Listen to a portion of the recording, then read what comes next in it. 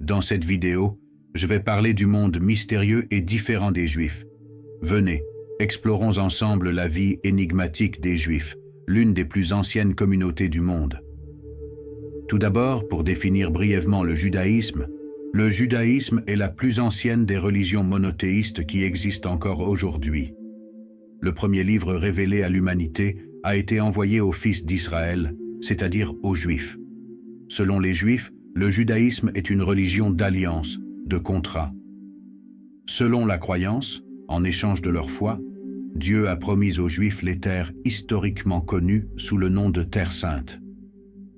Les Juifs croient qu'ils descendent de l'un des 12 fils du prophète Jacob, et selon leur livre sacré, la Torah, le nom de Jacob a été changé en Israël, ce qui signifie « celui qui lutte avec Dieu ». C'est pourquoi ils se nomment Israélites. La lignée juive ne se transmet que par la mère. Par conséquent, il est interdit pour un juif d'épouser une femme non juive. Bien que certaines personnes puissent se convertir au judaïsme, certains juifs croient qu'on ne peut être un vrai juif que par la naissance. Le judaïsme est en partie fermé au monde extérieur. Généralement, le judaïsme n'adopte pas une approche missionnaire et soutient que le judaïsme doit rester spécial parmi les juifs. Selon leurs croyances, Dieu a donné aux Juifs un esprit spécial pour apprendre et appliquer la Torah. Cet esprit est le même chez tous les Juifs. Les Juifs croient que Dieu n'a fait une alliance qu'avec eux et se considèrent comme une race élue. Certains Juifs pensent même que seuls les Juifs ont le droit de vivre. Certains croient que tous les biens du monde appartiennent aux Juifs et que tout bien en possession d'autrui a été volé. Selon la croyance juive, il y a deux types d'êtres sur terre, les humains et les animaux. Les Juifs se considèrent comme humains, c'est-à-dire que tous ceux qui ne sont pas juifs sont classés comme des animaux. Selon eux, Dieu a d'abord créé les Juifs, puis les animaux sous forme humaine pour les servir. Le terme hébreu pour non-juif est goy. L'ancien premier ministre d'Israël, Yosef, a exprimé ses croyances. Selon une autre croyance juive, pour être sauvé spirituellement, il n'est pas nécessaire d'être juif. L'important est de croire en l'existence de Dieu et de suivre les lois universelles de Noé auxquelles toute l'humanité est tenue. Selon leur foi, toute personne, quelle que soit sa religion, qui suit ces lois ira au paradis. Le judaïsme représente la nation juive, donc les concepts de religion et de nation sont entrelacés. Par conséquent, la vie quotidienne est également façonnée en conséquence. Même de nombreux juifs non religieux adoptent certaines règles religieuses comme style de vie. Il y a des similitudes entre le judaïsme et l'islam. Par exemple, les juifs disent « Shalom Aleichem ». Allô, Shalom Aleichem, Rav Weiss. Shalom Aleichem. Shalom Aleichem. Aleichem Shalom. Paix soit sur vous, pour saluer. Certains juifs prient avec des mouvements similaires à ceux de la prière musulmane.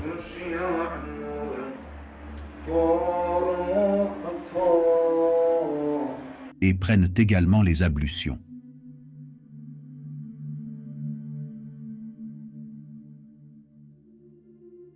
Baruch atah Adonai, Eloheinu melech haolam, asher kiddeshanu b'mitzvotav, v'tzivanu al netilat yadayim. Comme dans l'islam, le judaïsme a une compréhension du halal et du haram. Les aliments halal sont appelés kasher. Par exemple, le porc est strictement interdit. Seule la viande d'animaux qui ont des sabots fendus et qui ruminent est autorisée. Cependant, la viande de lapin et de chameau est interdite. Parmi les produits de la mer, seuls les animaux avec des écailles et des nageoires peuvent être consommés. Pour qu'une viande soit entièrement kasher, l'animal doit être abattu selon une technique spéciale appelée shehita, par une personne formée appelée shohet. Il est interdit de consommer ensemble des produits laitiers et de la viande. Par exemple, si vous mangez du fromage au petit déjeuner, vous ne pouvez pas manger de produits à base de viande. Il doit y avoir un délai d'au moins 6 heures entre la consommation de viande et de produits laitiers. Avant de manger, les Juifs récitent une courte prière.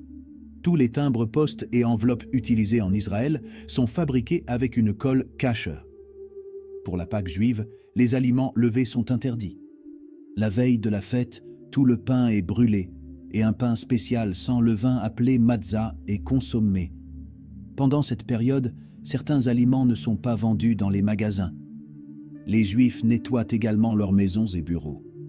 Il existe différents groupes parmi les Juifs en termes de croyances et de pratiques religieuses.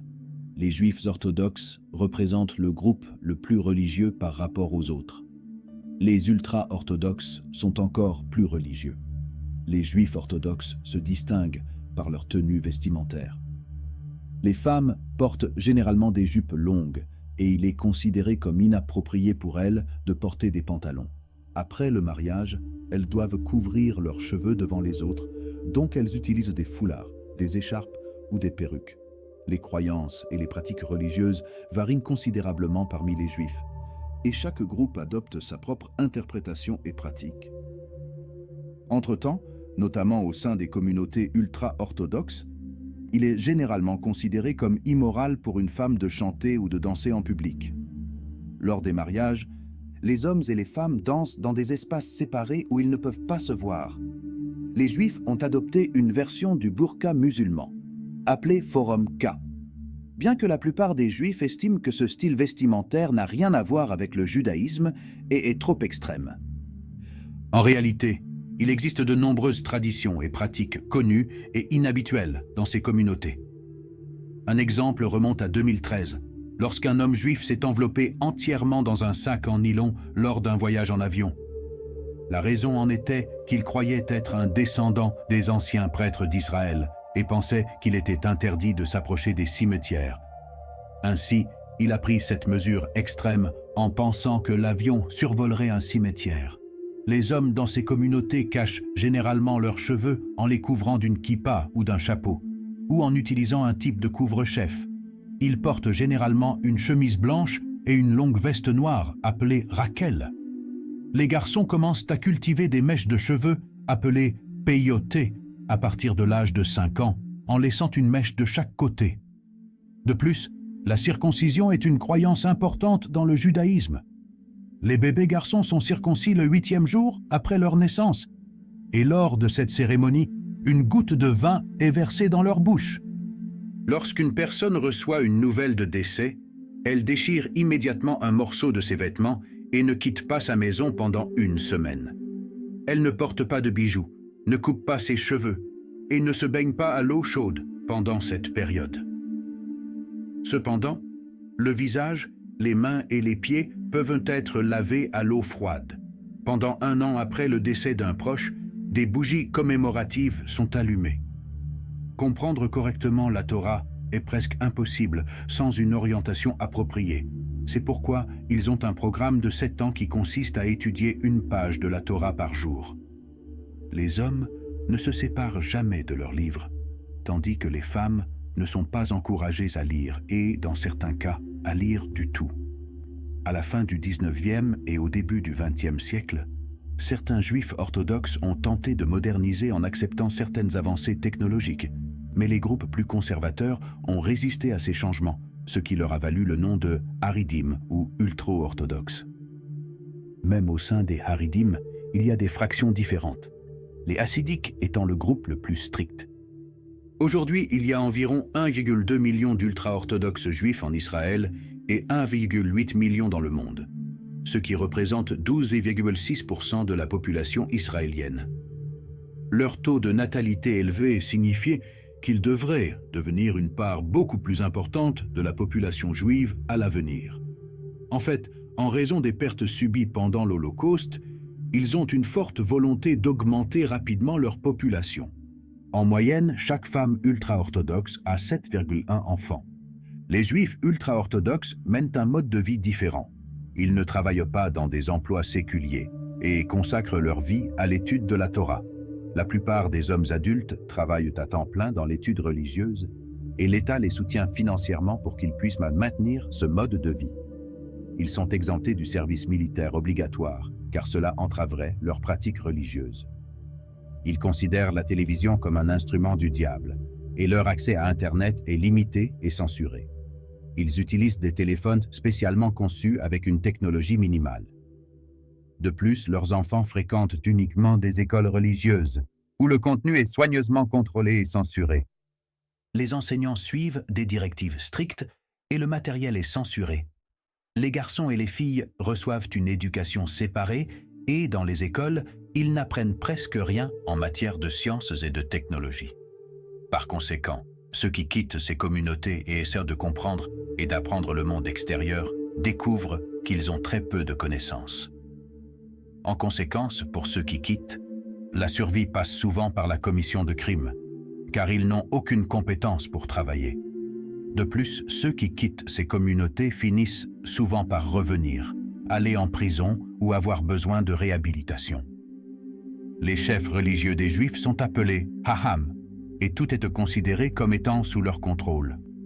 En particulier, les Juifs orthodoxes consultent leurs rabbins lorsqu'ils sont indécis dans n'importe quel aspect de leur vie, que ce soit où vivre ou avec qui se marier. De plus, les rabbins ont créé un ensemble de lois juives appelées les 613 mitzvot, en se basant sur la Torah et le Talmud, pour expliquer comment un juif devrait vivre. Il n'y a pas de mariage civil officiel dans le pays. Le mariage ne devient légal que s'il est béni par un rabbin. Certains Israéliens choisissent de se marier à l'étranger, car ils savent que leurs mariages ne seront pas reconnus par les rabbins. Cependant, à leur retour dans leur pays, ces mariages sont légalement reconnus, bien que pas religieusement acceptés. Les mariages entre couples de même sexe contractés à l'étranger sont également reconnus en Israël.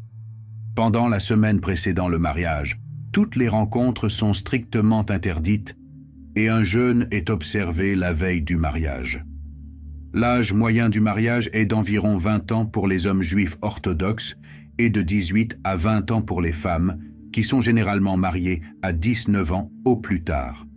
Pour qu'un couple puisse divorcer, la femme doit obtenir un document de divorce appelé « get » de son mari.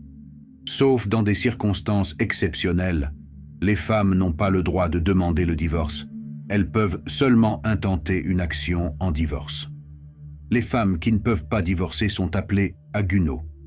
Si une femme se marie légalement à l'étranger sans obtenir la permission de son mari, cela est considéré comme un adultère du point de vue religieux et les enfants issus de cette union sont considérés comme illégitimes.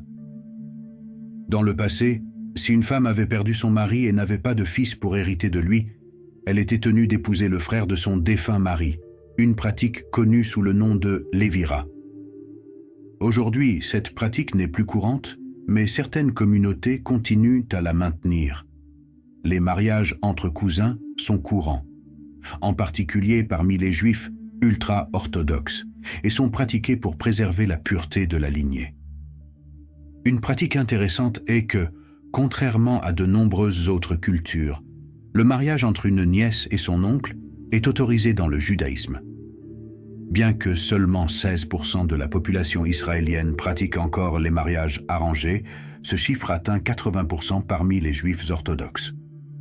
Les parents travaillent maintenant avec des entremetteurs pour trouver le meilleur partenaire possible.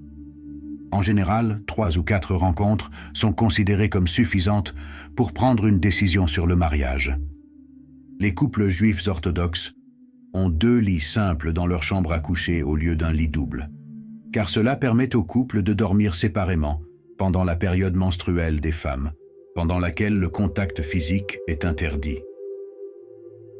Une fois cette période terminée, les couples peuvent à nouveau se toucher physiquement. Cette pratique a pour objectif de maintenir la passion dans la relation et de créer un effet magique. En dehors du judaïsme orthodoxe, il existe une règle appelée niddah qui interdit le contact physique entre les sexes. Par exemple, les orthodoxes évitent de s'asseoir à côté d'une personne du sexe opposé dans les transports en commun. Dans la Torah, il est dit que Dieu a créé l'univers en 6 jours et s'est reposé le 7e jour. C'est pourquoi les Juifs travaillent pendant 6 jours et se reposent le 7e jour. Le premier jour de la semaine est le dimanche et le dernier jour est le samedi, jour du Shabbat. Le Shabbat commence le vendredi soir au coucher du soleil et se termine le samedi soir au coucher du soleil. Dans la Torah, il est clairement indiqué que les Juifs ne sont pas autorisés à travailler ce jour. Cela inclut des activités telles que faire du feu, cuisiner, faire le ménage, écrire et d'autres tâches physiquement exigeantes. Il existe en fait 39 catégories différentes de travaux interdits qui sont légalement imposés. Les Juifs orthodoxes ne manipulent pas d'argent au lever du jour, car leurs rabbins leur ont enseigné que l'argent est en soi un travail. Même discuter du travail est interdit. Les centres commerciaux, les magasins et la plupart des marchés restent fermés le matin. Les Juifs qui cherchent à observer cette règle considèrent cette journée comme une opportunité de lire la Torah, de se rapprocher de Dieu et de couper tout lien avec le monde extérieur. Rien de distrayant n'a de valeur ce jour-là. Pour les Juifs axés sur la famille, le repas du Shabbat du vendredi soir est devenu une tradition. Peu importe leur âge, qu'ils aient 27 ou 50 ans, ils se réunissent avec leur famille chaque semaine, voire au moins une fois toutes les 2 semaines. Toute la maisonnée se prépare comme si un invité allait arriver ce jour-là, s'habille proprement et élégamment et dresse une table soigneusement mise. Étant donné que le lavage est un des 39 travaux interdits, la vaisselle n'est pas lavée après le repas et peut être accumulée, ou des assiettes et des verres jetables peuvent être utilisés. De nombreuses activités liées aux soins personnels, telles que le bain, le brossage des cheveux et le maquillage, sont également interdites. Les femmes juives qui préfèrent ne pas apparaître sans maquillage appliquent un maquillage épais qui peut durer jusqu'au lendemain matin et elles ne retirent pas leur maquillage en dormant. En fait, il existe même une marque de maquillage approuvée par un rabbin en Israël, spécialement conçue pour les femmes juives. Au lever du jour, il est interdit d'utiliser des appareils électriques, car cela est considéré comme une violation des travaux interdits. Certaines personnes éteignent leurs lumières avant le début du Shabbat et les allument à l'avance pour qu'elles restent allumées. Certaines ont même des minuteries pour leurs lampes, leurs réfrigérateurs et leurs alarmes de sécurité qui fonctionnent activement et ne sont pas éteintes. Il est courant de trouver une petite boîte appelée mezouza à l'entrée des maisons juives, parfois même à l'entrée de chaque pièce.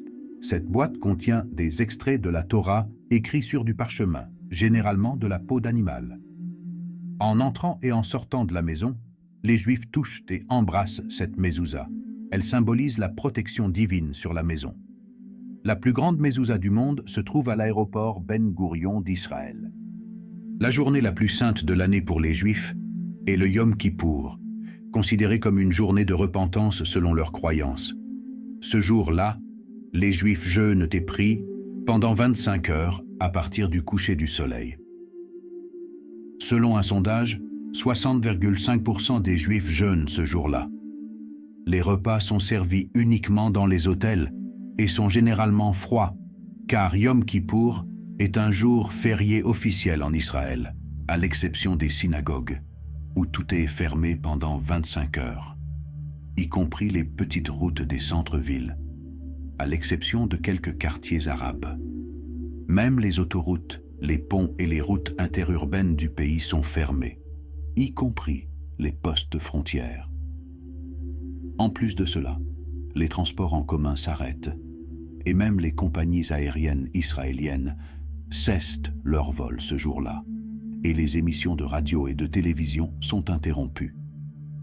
Il est considéré comme tabou de conduire une voiture ce jour-là en Israël, car cela signifie enfreindre les lois et les traditions juives.